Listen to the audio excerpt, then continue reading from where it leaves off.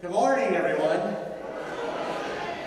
Isn't it much easier when the sun's out in the morning to go to these morning events?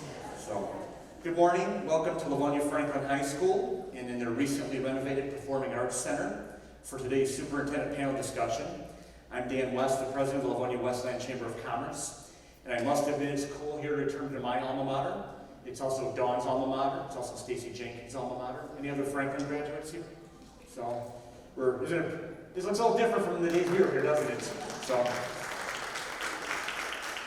but additionally, a special thanks to the LPS team, Andrea Oquist, Stacy Jenkins, and their team, James, our tech guy today, for their support of this event today. With our chamber expanding its reach, it gives us a chance to engage more school districts in our area so we can hear about their ever-evolving work. We will hear from the leaders of 4 area school systems today that collectively serve some 28,000 students. We will get into a discussion about school safety, mental health, workforce preparedness, and policies designed to help our public school systems. We are grateful for the generous support of our sponsors today. Many thanks to GrowthWorks, Masco, Plant Moran Real Point, McFarland and Company Home Sales, Comcast Business, and Train. Please thank our sponsors today.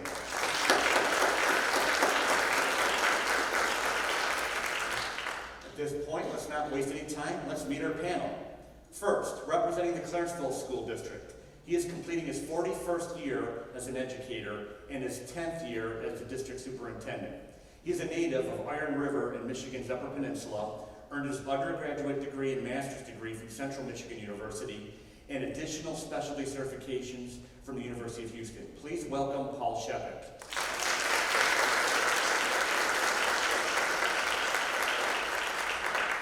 Representing the Wayne Westland Community Schools, she is completing her 24th year as an educator, and she is in her 7th year as the district's Assistant Superintendent of Curriculum and Instruction. She was recently named Acting Superintendent. She is a native of Canton and earned her undergraduate, master's, and other specialty certifications from Madonna University. Please welcome Jen Curry.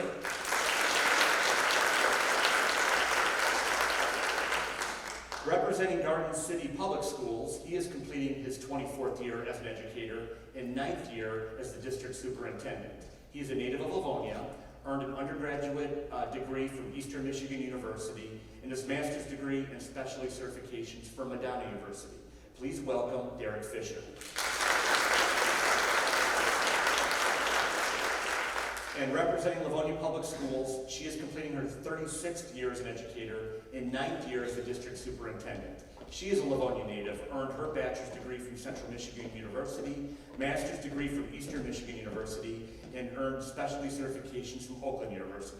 Please welcome Andrea Oquist.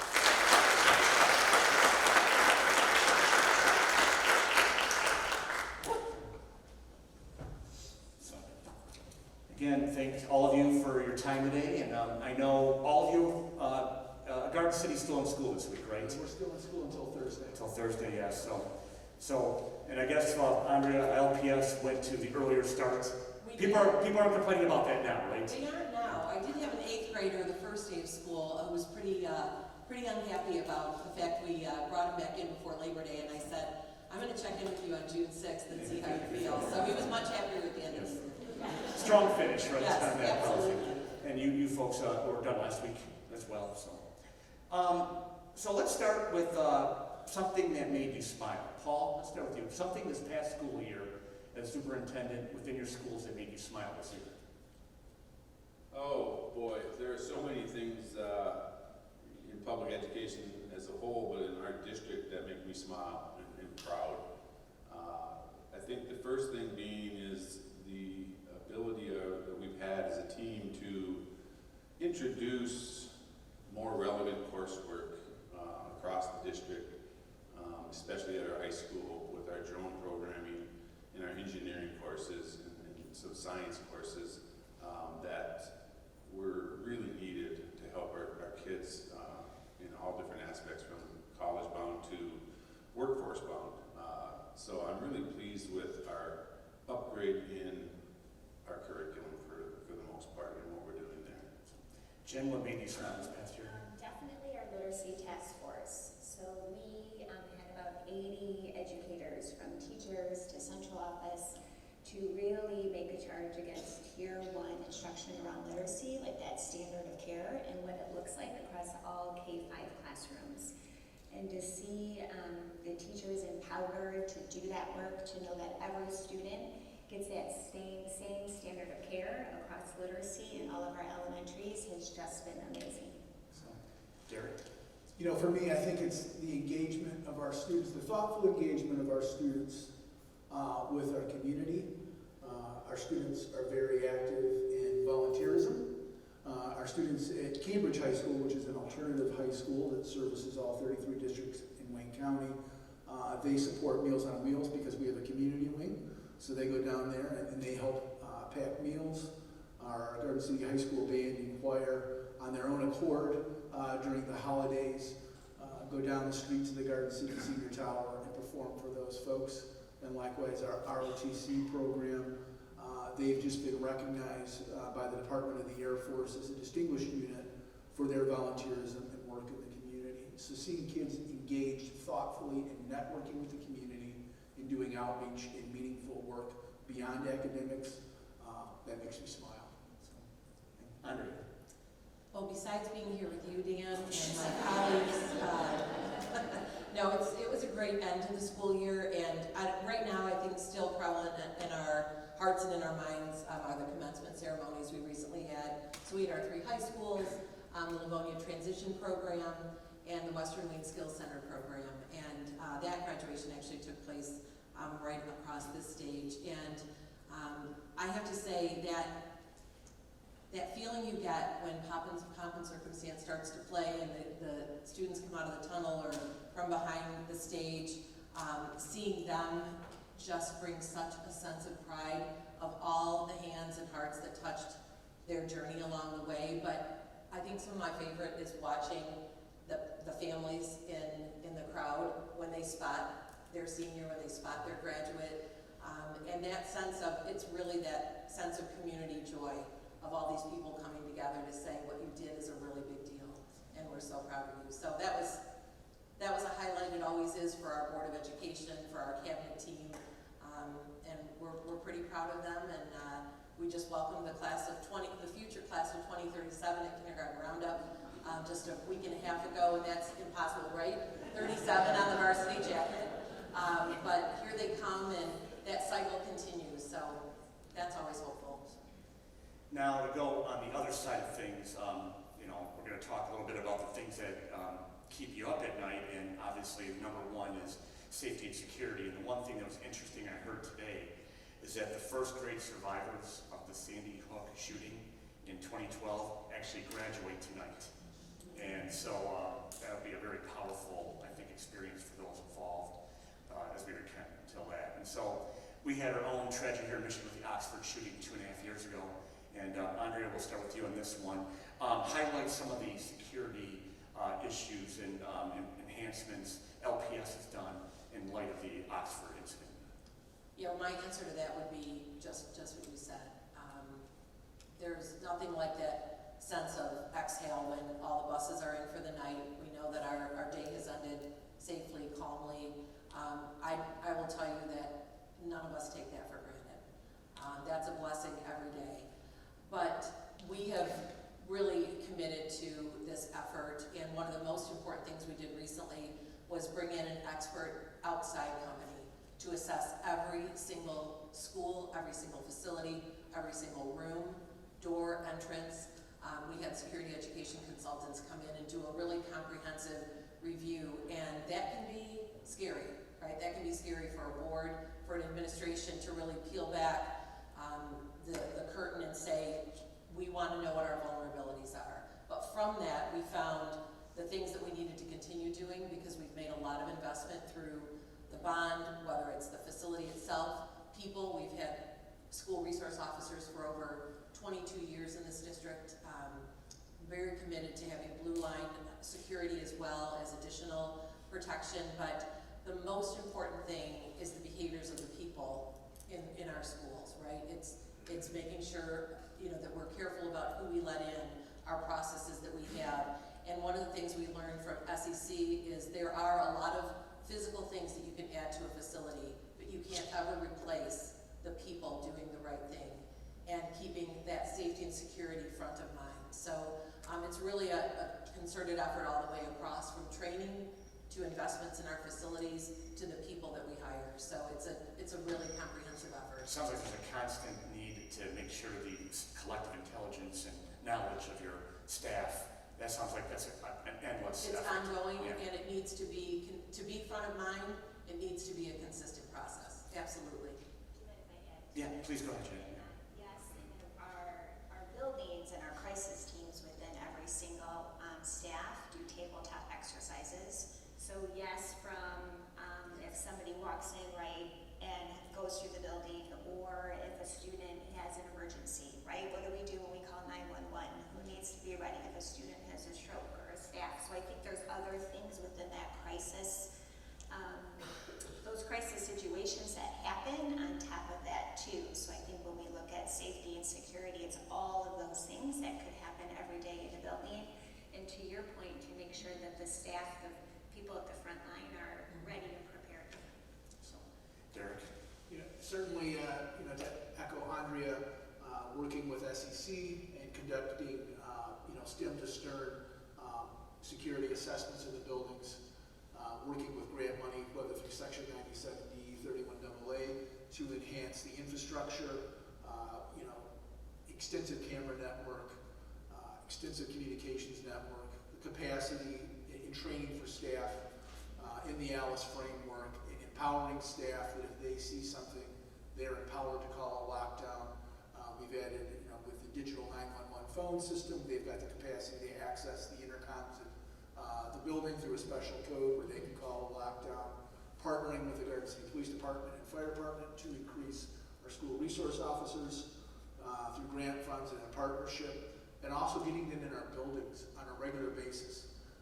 I'm 52 years old, and the police officers and firefighters that were there when I was a teacher and even as a high school principal, those folks have retired, and I can't believe how young some of our first responders look now. But getting those folks into our buildings during the school day to see what school is like, right? But also getting them after hours and having them conduct drills. So we're talking about a response. We also want to talk about being proactive so that we can avoid these situations. Having screeners, approved screeners and training for our staff so that they can see if there's an issue, we can address the mental health of the student proactively and being thoughtful about that, providing that trained staff is also a component of safety and security. Well, Derek, you bring up a good point. I'll go to Paul with this one. You have to work with your local police and fire, your city municipal officials. I guess, Paul, talk about through Clarksville, and you represent actually parts of three communities. Yeah, it's really a consortium effort for Clarksville schools between Farmington Hills and Redford and Livonia PD and fire. And we do most of our work with Livonia Fire and PD for response things and covering our EOP and having them sign off on our plans and things, and they do our training for us. I want to just go back because they covered it all, so there's not much for me to add to, because we do all the same things. The second report, all of that, we've gone through all of that. You can harden your building. You can harden your building and make it. It's really about, to me, what kind of culture you're trying to build within the framework of your district or each and every building. And no matter what you do, there's always that chance, right? When my head hits the pillow, like you said, at the end of the day, I feel relieved for that 6 hours of sleep I'm getting until I wake up, and then I got to start concerning myself again. What possibly might happen today? And I know we're prepared to the best of our extent humanly possible from a training aspect and everything else. But the thing that I think is the key to any of these things that we're talking about, and it's not something that can be easily done, but it's building relationships with kids to a level where they can trust you enough to share things. Because if you read the stat, it's out. Somebody knew something at some point in time before something bad happened. But if you can build a relationship with kids and parents where they reach out and tell you things, then you can put into place those things. We all have crisis plans. We all have threat assessment plans.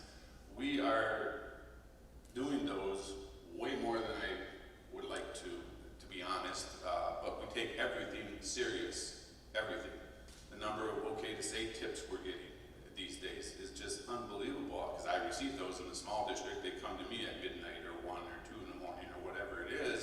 then that we have to put things in motion for the next morning.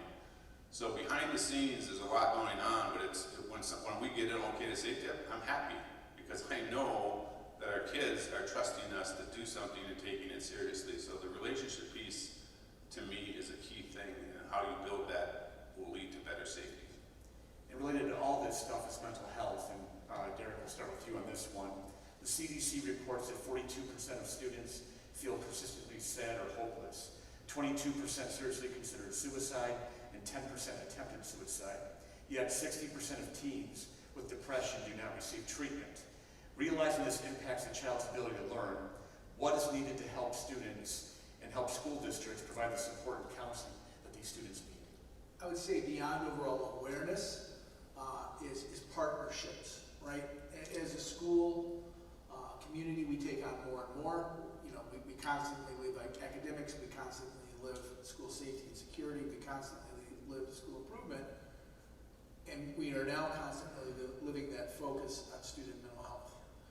We have kids for approximately 7 hours a day, right? There's a lot of things that can happen outside of the school environment that impacts that student's mental health.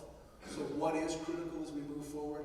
Not only well-trained staff, and not only increasing our capacity to bring school social workers and school psychologists into the districts, because that is vitally important, but what is really important and what's absolutely necessary are those partnerships for wraparound services and to expedite support for a student when they are in crisis. So having partnerships with GrowthWorks, Hikera, Starfish, those agencies that can bring additional folks to the table to support kids outside of the school setting are just as important, if not more important, as we move forward. Andrea? Yeah, I think that's really well said, Derek. And when Paul mentioned those relationships, one of the things we talk about a lot is ensuring that every child has at least one trusted adult, someone that they can go to with their worries, that they can go to with their fears, that they can go to with their anxieties. Hopefully they have many more than one, but honestly, it's the quiet kiddos that you worry about. There are, sometimes that behavior can be very obvious and prevalent, and so we know when there's an issue with regard to that. But when you think about mental health, that looks so different in every child. And so having really caring and well-trained staff and enough of them is so important. The state recently has really put more money toward mental health and safety and security, and that has to stay in place. That funding for the mental health professionals to be able to support our students is so important. But every single person is important.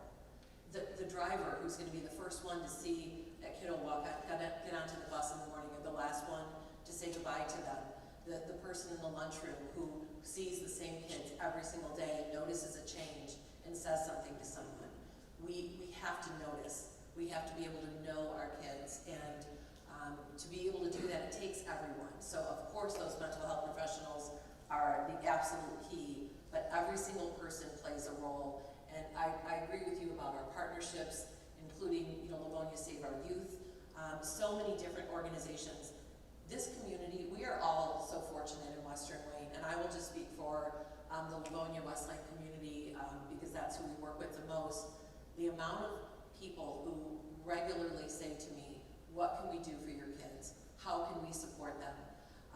Livonia Kids and Families, the way that this business community and our business partners and community organizations wrap around and care about our kids is phenomenal. I have to tell you, it fills my heart. I know we are so grateful here in Livonia. You know that, Dan. We work with so many of them through the chamber. But it is rarely does time go by, and especially when there's a crisis, that we have so many people coming forward and saying, how can we help? And we need to take advantage of those partnerships. And to your point, Andrea, our sponsors today want to be a part of this event. Absolutely. Everyone in this room want to be a part of it for the point you just made. Absolutely. How can we help? How can we support? We what hear you that folks often, do? and we need all of them. Yeah, definitely. I just want to add that is a critical piece more and more as education shifts and changes, those partnerships. And one of the more prouder things for me in my 10 years as superintendent in Clarenceville is that we are getting a phenomenal amount of support from our community. And it is just, it warms my heart to read on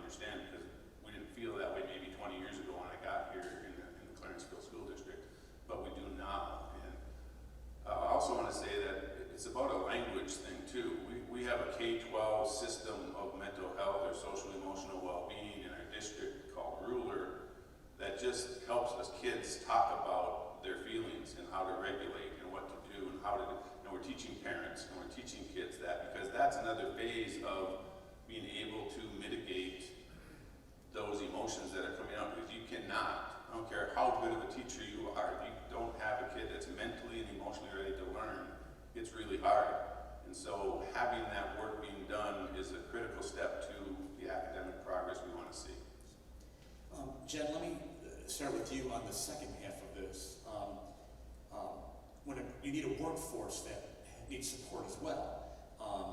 What is needed to support teachers and staff in their own well-being to put them in a position to better support their students? Yeah, so I think it goes along with all of those things that we just discussed. On top of, we have a partnership with Care Solace, which is a national organization, and it connects providers with, it could be you, it could be I, it could be the classroom teacher, it could be a student. So within 24 hours, they can get any mental health services or substance use services that they need, and they can be connected very, very quickly. I think that the more we can keep that 31AA push to have it reoccurring funds every year, we can use it to support our students and our staff. And I think because yes, students are at our forefront, but we also have to, so is our staff, from the bus drivers to the principals. They are going through some of their own mental struggles as well, and I think we need to be a resource and offer resources to them. So, anybody want to add anything on supporting their staff? We have an employee assistance program that's sponsored in collaboration with Aetna. It's part of our benefits package. And what we've seen is we promoted this and continue to share this is certainly during the pandemic, there was usage. Post-pandemic, that usage has continued to increase. Staff can access telehealth appointment with a therapeutic counselor same day. Is that different than face-to-face? Certainly, but we can put them basically screen to screen in real time with someone to consult on mental health. So that's important, and staff are taking advantage of that opportunity. We also have Care Solace that we use. We've been with it for a little over a year for across, like she said, students, parents, staff. We also have taken advantage of the funding and created a wellness coordinator position that is working through the entire district and a lot with obviously families and students, but staff as well. There is a need for, we talk about having one adult for a child or more. Sometimes teachers, they need somebody too. And to have a person that they can trust and go to, and she's done a marvelous job of getting into those classrooms and talking with the teachers, I think is another layer for them of support that they really are craving. And I think that we're starting to see that pay off dividends for us in our district. Andre, want to add anything? Yeah, we thankfully have those same programs. We have Lions for our staff and then Care Solace for everyone. And when our Director of Student Services first brought Care Solace into our district this year, within 48 hours, we saw dozens and dozens and dozens of requests for referrals. And so that is so important, not only, and it doesn't only serve our students and our staff, but family members of our students and staff. And so that access is so important. We've seen a significant decline in the access to mental health supports, especially in-person support since the pandemic. And so any way that we can reduce that access barrier is important. We've also partnered with Wayne State University to put a psychiatric clinic in each high school to be able to assist families with some of that crisis care as well. And just anything that we can do to, again, reduce barriers for students or staff to access that mental health support. And you kind of highlight, if there was one good thing that came out of the COVID years, is that I think there was a destigmatizing of mental health, and more people are willing to take the step forward and say, I need help. Absolutely. And there's a little less shame and reservation about doing that. I think when you brought that program in, it kind of reflects that. Yeah, absolutely. Let's move into a discussion about workforce and education's role in that. At the recent Mackinac Policy Conference, the Detroit Regional Chamber discussed a study they conducted where 35% of Michigan high school freshmen in the year 2013 had earned any kind of credential, trade certificate, associate degree, degree or bachelor's degree or more.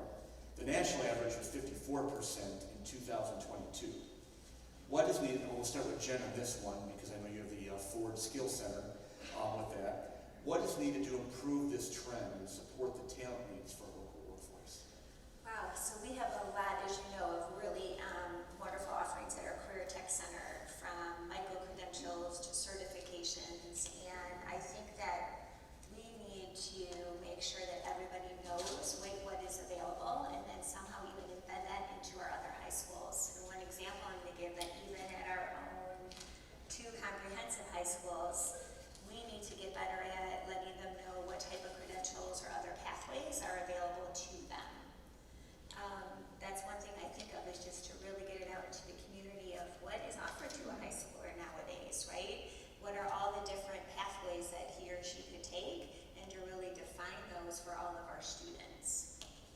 With the Livonia Career Tech. Yeah, the Livonia Career Technical Center was first built and started over 40 years ago. And so career technical education has been part of the DNA of Livonia Public Schools for many, many years. And what we're really excited about is, I remember you and I have had this talk over the past decade about how do we get our students to be interested in these programs, and how do we get parents supporting that. And I'm really excited to share that this year we had the most number of requests for students to attend LCTC that we've ever had. We had over 1,100 requests for students to attend the Career Center. And so what we're seeing is the programs that are being offered, as you talked about, Jen, the micro-credentials and the certifications that our students are leaving with, they're able to not only enter the workforce immediately, ready to roll, but they're able to then also move on to a community college or a university and further their education while also beginning their time in the workforce based on their experiences in CTE. So as we continue to see the state focus on that, we celebrate that. We know that that path looks different for every child, and we really need to continue to build into our offerings and to break down the boundaries within districts. So if we offer something that another district doesn't, we'll take on kiddos from another school district, and then vice versa. So that community effort, and I know that's something that our business community is seeking as well, and cheering us on and cheering every district on as far as CTE. So we are really proud of what's happening at the Livonia Career Technical Center. We just added a new robotics wing onto that, and it is an exciting place to be for our kids, from auto to fashion merchandising to graphic design to medical. But it's offering our students a great start to their future. There was a Wall Street Journal article back in April that talked about how Gen Z, which is basically 25 and younger, could become the tool belt generation because A, college is so much, AI is digging into professional careers, and then 3, the opportunity to be an entrepreneur, because they identified that Gen Z is very entrepreneurial. So I see some momentum in this area, and it sounds like the schools. And I know one guy that's been involved in this discussion for several years with not much budget, but leveraging every relationship you can. Paul, talk about some of the things you've built in Clarence for the last couple of years to address skilled trade opportunities for your students. Yeah, thanks, Dan. We have worked hard, and again, shout out to our community organizations and businesses who partnered with us, in some cases have sought us out to help us realize the importance behind the school-community relationship when it comes to filling that pipeline that we so often talk about not being done. We've got several different programs going on right now, like I mentioned, through our STEM curriculum, with our robotics and with our drones and with our engineering, that is leading us into various next phases, which, like the Livonia Public, quite a bit bigger. But we are able to leverage what we have and then build on that to create more opportunities, and that's what this is going to really be about. We've had a college mindset for over 20 years. That was the big push. Everybody goes to college, and now we're having a shift in that, where if 56% of my kids are college bound and have dedicated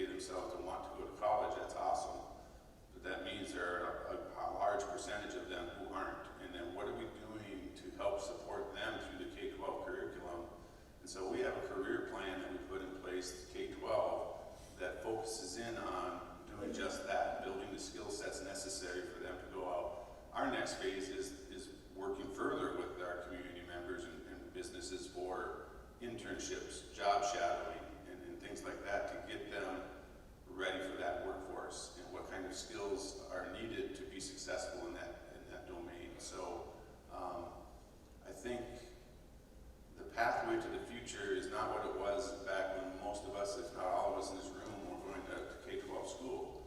It's now a curiosity, creative, problem-solving kind of environment where entrepreneurship, we talk to kids all the time about what do you like to do, what are you good at, and will somebody pay you to do it? That's a career. If you can get those 3 points across to kids and let them develop that through your curriculum, then you're going to have success with them going out into a community and being a productive member and helping out. And Derek, how are you doing with this issue there? I'll build on what Paul said with that, getting kids sort of aware of what career opportunities are out there. We're fortunate we have a partnership with Wayne Risa, where we have a dedicated career counselor at Garden City High School that works, with juniors, getting them really interested in those career opportunities, and then certainly with seniors, and talking about what are the emerging careers so that when they enter the workforce, they're going to have viable employment. Likewise, we've got a robust CTE program for a smaller district with a focus on what are now termed the professional trades. So our construction trades program can lead to certification. Part of that program involves, again, the community and students actually complete tiny houses. So from the rough framing to the finished work, to the plumbing, to the electrical, the roofing, siding, they'll complete tiny houses, and then ultimately those tiny houses are donated to veterans organizations. So that's robust and that's meaningful. But then also looking at the jewel that is Schoolcraft College, right? We've got a great opportunity for dual enrollment opportunities to get kids, to get upperclassmen attending Schoolcraft, earning college credit, getting exposure to future career pathways, including culinary arts. Like I said, we can't promote that enough. Kids do take advantage of that. Right, next, we'll start with Andre on this one.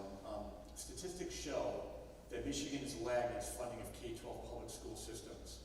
Several studies indicated Michigan's funding increases for schools have been below the rate of inflation for the past 3 decades. According to the U.S. Census Bureau in 2022, Michigan spends 9% less per pupil compared to the national average. And then right now, Lansing's going through budget discussions for the next school year, and right now the current numbers are below the rate of inflation for the increase to your schools for the next fall. Talk about the challenge of navigating your district's budgets, and we talked about all these other challenges and needs that's leaned on for you. Talk about the district that deals with these budgets compared to your counterparts in other states. I'm so glad you asked. It really is. It's really at the forefront for all of us right now. So as you probably know, our fiscal year ends June 30th, and we're required to present to our Board of Education a comprehensive budget for the coming year. So next Monday, we're going to be bringing to our Board of Education the final recommendation for our proposed budget for next year. The challenge is that we don't know 90% of our revenue that will be coming in next year. That has not yet been determined by the state. While they're required by law, there was an act passed in 1984 that the state legislature had to be done with their work, the budget passed and signed by June 30th. It really has been a soft deadline. And we are now moving into that season with very, very educated guesses, but we see disparity amongst the Senate proposed budget, the House proposed budget, and the executive budget. And so we're really doing our best to put forth a budget recommendation to our board that is responsible, that continues a strong fiscal stewardship, but that also meets the needs of our students. So we absolutely have to make the legislature passing a budget a priority in time for schools to be able to pass their budget. That's number one. Number two, right now we have the opportunity to make a transformative change in how we fund public schools.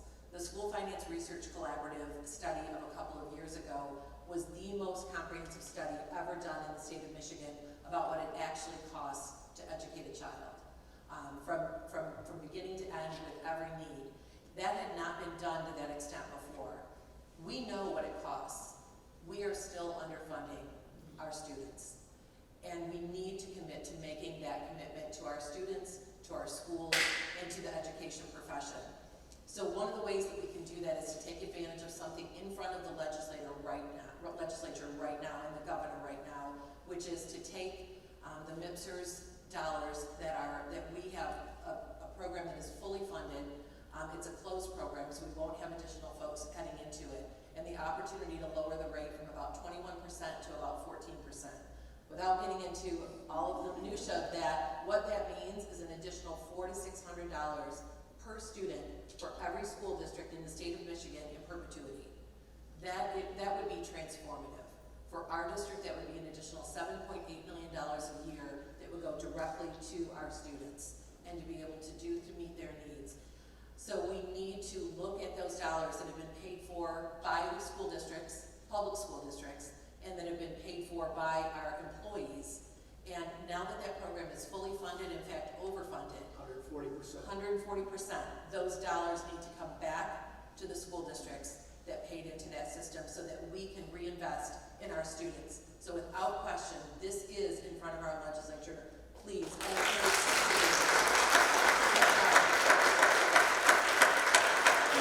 really an unparalleled opportunity. If we are not all speaking out about it, we are not representing the students that we serve. Yeah, I'm retired, so I can speak more freely than I can if I was. That's just being transparent, and that's who I am. But she said it all in terms of the technicalities of it. But you know, is that 41 years of going through public ed at all different levels of teaching and leadership, I've seen a lot of things, and we've gotten a lot of things right through the years. And different things, there's always an ebb and flow to positives and negatives. But the one thing we haven't got right yet in Michigan is exactly what she just spoke to. And as business people that I've spoken with and committees I've served on and other forums I've been in, I hear and I read all the time, cranes and different. You want us to produce talent. And yet, you just heard Dan say that we're underfunded from inflation rate for the last decade or more. Just heard Andrea talk about what we could be doing, that all of a sudden we're choosing, for whatever reason, we're taking, in the last decade, $11 billion has gone out of our school fund, school aid fund, for other adult purposes decided by the state legislature. That's a fact. That's true. And so you say we're underfunded in this, but the money can be there for the school finance research, collaborative numbers. We can do things. It's like knowing the solution to a problem but refusing to do it because it's hard or because, you know, so now the MIPSR's issue, they could do that. They may not. They may take $600 million of that and give it to business. And I'm asking you as business people, if that money were to stay and go into classrooms and be able to do the things that we're going to talk about in the future here in terms of supporting our kids and teachers, that's how you're going to get to make Michigan a better state and have less people leaving. In education, we always talk, and I'm tired of the double speak, we're always talking about education bears the brunt of what, you know, we're going to talk about that in another question, I think. But we're always bearing the brunt of why we're not doing better and producing more. Well, there's your answer. I'm sorry. That's just a cold, hard fact. Funding is the critical piece because I'll tell you what, these people up here and all of my other colleagues that I know in Oakland and Wayne County and Macomb, superintendents know what to do and how to best fund their schools and help their kids. We really do. That's what we've studied to become, and that's what we want to do. We'll do it if we're given the chance. But not knowing how much money you're going to get on June 30th and you're making a budget for the following year, that doesn't coincide to being able to do good planning, you know? So I think it's important that we really focus in and you write and call your legislators like I did yesterday, and the governor's office to say, look, enough is enough. We know what to do to make it better in Michigan from an education standpoint. Let's fund it the right way. And then, before we get to you, we're talking about tight budgets, and we just talked earlier about the increased demands that schools have with mental health and security on top of that. So I guess talk about that whole juggling act when you do your budget. But yeah, absolutely, and you know, Andre and Paul, they really, they said it all. What I will share is with this MIPSR item, Andre shared what that would be for Livonia. If we're going to see public schools, that would return $2.1 million to our general fund. Let me tell you, I can do a lot. What percentage is that? With 2.1. That would, you know, out of our $50 million, that would be an extra 8% we pump into our general fund. To me, that certainly it's transformational, right? And we think about all the things that we have going on and our focus of effort.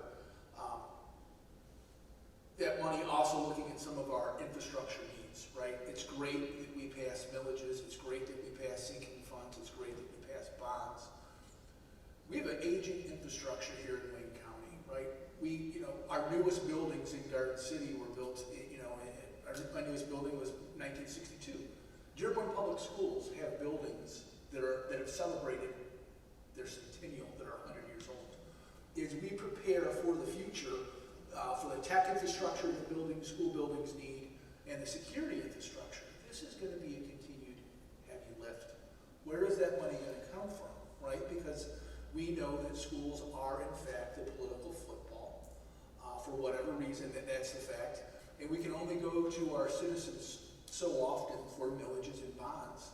We really need this relief in the general fund. So I implore the folks here today as engaged citizens and folks that are concerned about, you know, the direction of public ed, and this is an excellent opportunity for all of us to invest in our kids and to bring this ask to our legislature.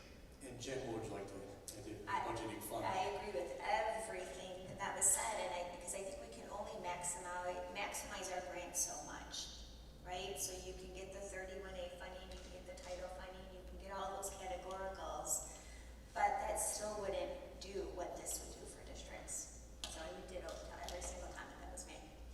I'm going to add one other caveat, because I think we're all will be agreeing with this too, and that is at the federal level, special education funding, which they promised to fulfill, and they haven't even remotely come close. If they would fully fund special education dollars at the federal level, that would impact our budgets It would. like almost as equal to the MIPSR's thing, in my opinion, because of the dollars that we have to spend to educate special needs students is astronomical, and it's because we're not getting that fully funded at the federal level. So that's another call or letter to your federal representatives and senators to say, how come that isn't happening when it's been on the books for I don't know how many decades, but years? Yes, I think it was supposed to be fully funded in 76. Yes, and we're not even, we're at 12%. Is that all? 12% funding, I think it is. Yeah, and we will always do what we need to do for our children. Right. Without question. They will not go without.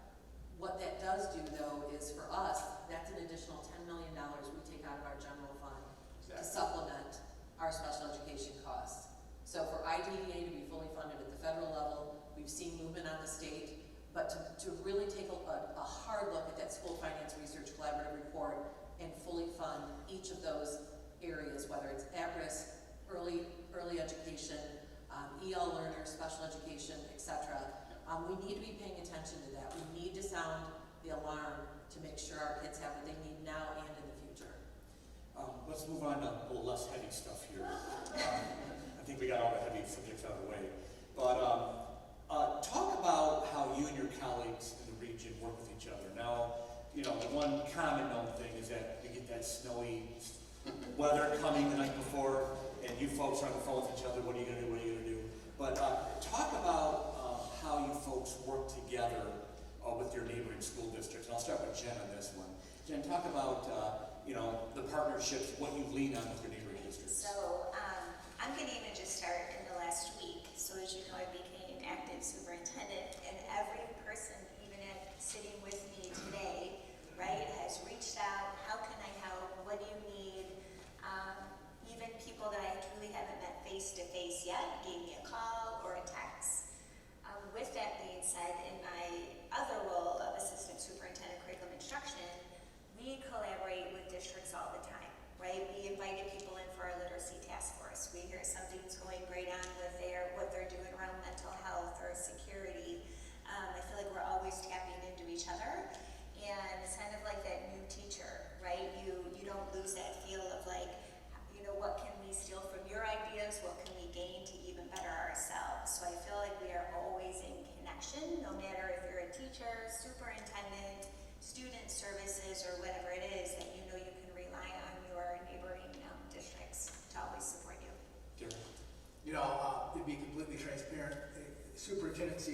job, but it's also a very lonely job at times.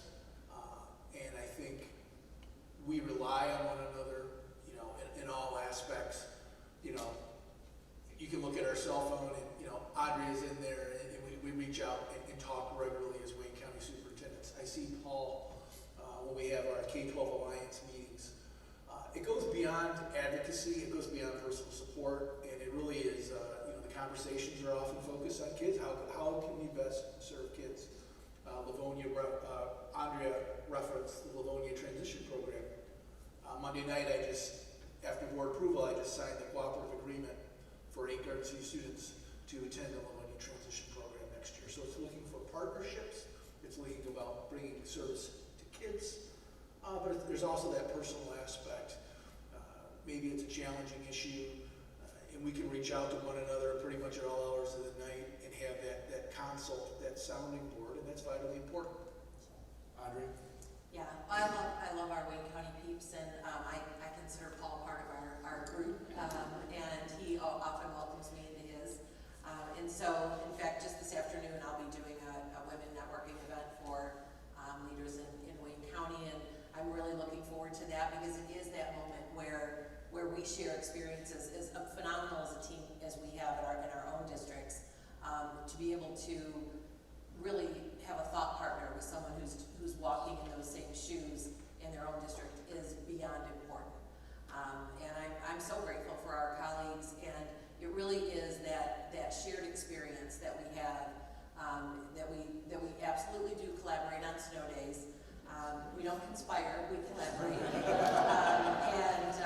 But really to have someone reach out and say, hey, I saw what was happening, that must be tough, what do you need? And to be able to do the same is really a unique collaboration that we have, certainly within the county, but I would say within the Tri-County area. And recently we had the chance to all come together in Lansing and I think be a really powerful voice. We had the opportunity to talk with the governor, we had the opportunity to talk with key legislators, and to really have the focus of public education be at the forefront. So there's lots of different ways, but I think that personal connection is the most important one. And Paul? I'll just echo that. I mean, it's, you know, I talk about relationships a lot. As a building principal for 20 years, thought that was lonely. Being superintendent for 10, there's really no comparison. So building those relationships with your colleagues and networking with them, being able to have that one or two people that you can always rely on to listen to you.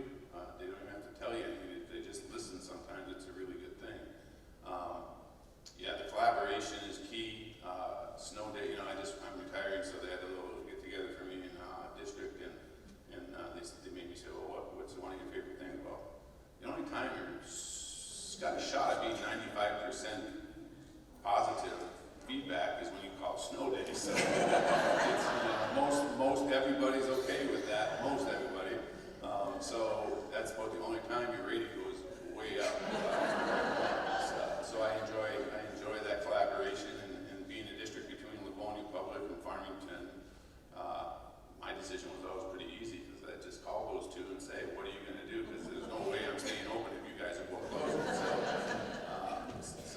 Yeah, collaboration is the key thing, networking and building relationships with one another. I've enjoyed that a great deal. Last question, just a quick thought. I'm starting with Paul on this one. What gives you hope and what inspires you about your students and schools going forward? It's a big question. First of all, I'm an optimist. The misconception to me, before I get to the hope, is that public schools aren't doing a good job. That is a huge misconception. I'll point to the pandemic as a piece of that, showing what the value of education was at that point in time. Communities relied on educators for everything, from school to food to transportation to clothing to, you know, we've got food banks in every one of our buildings. The school is still the centerpiece of a community, and the misconception is that we're not doing a very good job. And I'm going to tell you right now, check out the different stats you want about the business world and patents out there in the world, and who still leads all it, it's the United States of America. And why? Because a lot of it has to do with the public education system as it is. People are putting too much emphasis on test scores and not enough on what we're really doing for the whole child. We just talked about mental health. Mental health is a key factor to that, right? So I think what I'm most hopeful for is the advancements we're seeing in technology and how to integrate that into our curriculum and be able to get kids, because it's a different skill set that this world demands now compared to 10 years ago, 5 years ago. And so we have to teach our kids the right things so that they can go out and become productive in the business world or whatever they choose to do. The other thing is, I want to just throw this in there at the very end of my time, is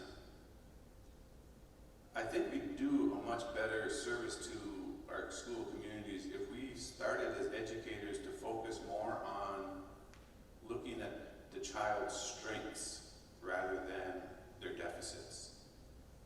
Because every kid has value and has a skill set and a passion to do something, and it's up to us to bring that out of them. So if we focus on what they have as assets and build on that rather than trying to fix every kid to be the same as the next kid, which is not any fun to do, and it's not very easy work, and it typically doesn't work out. But not just students, I would say teachers too. Using our strengths to build a coherent system that can prolong itself, where we build off each other's strengths, is a key to education starting to design themselves a little bit differently than maybe we are now, because the model we've been using may not be the model we need going forward for what our kids need, quite frankly. And I hope that's my hope, is that will start to transition. It already has started to transition, no question. But with the advent of AI, there's an awareness of AI, but there's no urgency yet. It's getting there because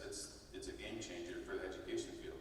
Not that it's going to take jobs away, but just how to utilize it to help kids, be successful. Jen, you get to follow that. What gives you Wow. hope? What gives you hope and inspires you going forward? Along the same line, I was thinking, yes to all of that, but then to also continue to hope that people don't put people in boxes. What I mean by that too is right from the classroom of that there's only one way of doing things, or there's only this career path. And I think that hopefully between communities coming together, AI, people working together, is to really have that open mindset and to really just not assume that this person is just going to do this or can only do that. And that person has every single right to know all the avenues, all the different pathways for their learning, and all the different ways to get there. So just to keep people out of those boxes is what I would say. Derek? For me, it is the good work that is going on in the classroom, and certainly getting those opportunities post-pandemic to see kids engaged. When we talk to Fortune 500 employers, when we talk to the military, when we talk to industry, one of the most important traits that a student can bring to the table for employment success is their capacity to thoughtfully work with others, their capacity to collaborate. We see that in classrooms.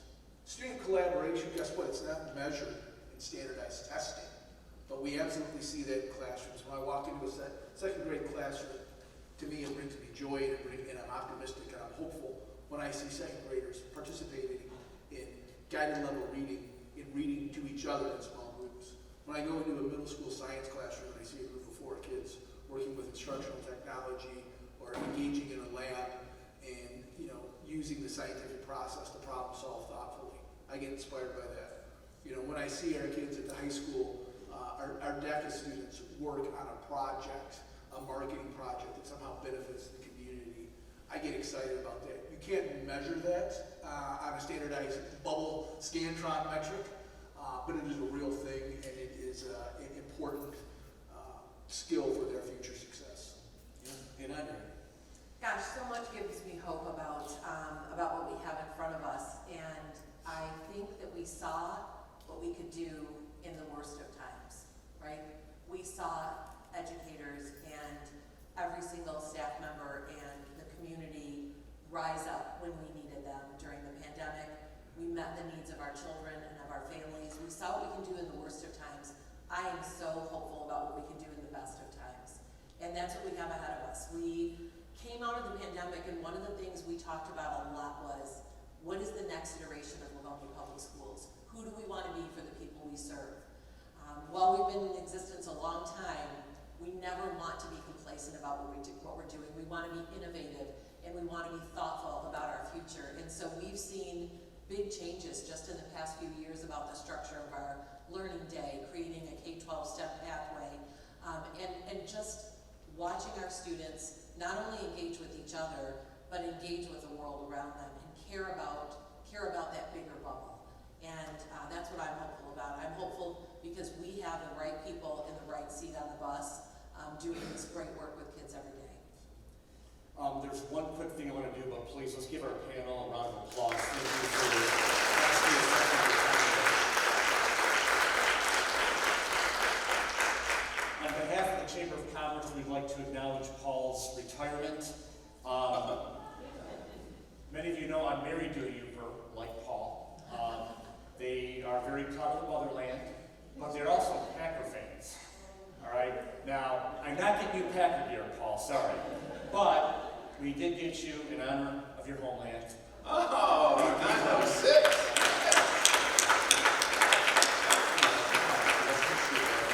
Congratulations to you on a 41-year career and all you've done in Claresville and Livonia. Many props to you and all the best in retirement. And your colleague, Andrea, would like to say a few words. I just wanted to share, I've had the pleasure of knowing Paul for so many years, and I think you could probably capture the essence of Paul just by hearing him today. His heart is bigger than this room. He cares so much about kids, and not just the children in Clarenceville, but all of our kids. And he has been such a tremendous advocate for them, for public education, and a true cheerleader for what we need in this state and in our region. So I'm so proud to work alongside him, and I wish him all the very best. We are better for having known you and worked beside you, Paul.